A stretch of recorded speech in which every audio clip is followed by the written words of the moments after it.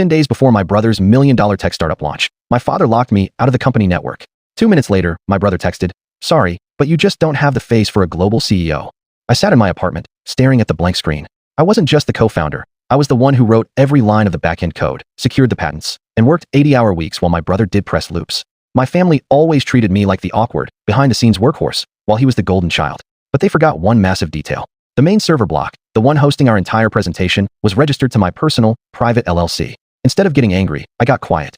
I didn't call, and I didn't text back. I just reached into my desk, pulled out my private keys, and pulled the plug on the main database.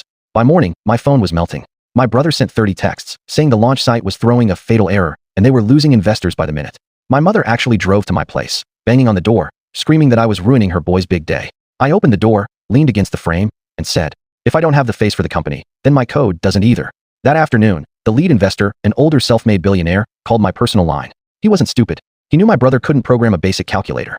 He asked me point blank what happened. I sent him the termination letter my father signed, along with the text from my brother. The day of the launch, my family scrambled together a fake, offline slide deck to show the press in a rented hotel hall. My mother was smiling for the cameras, pretending everything was perfect. Then, the lead investor stood up. He didn't look at my brother. He looked right at the crowd and said, "The brain of this operation isn't here, so my $50 million isn't here either."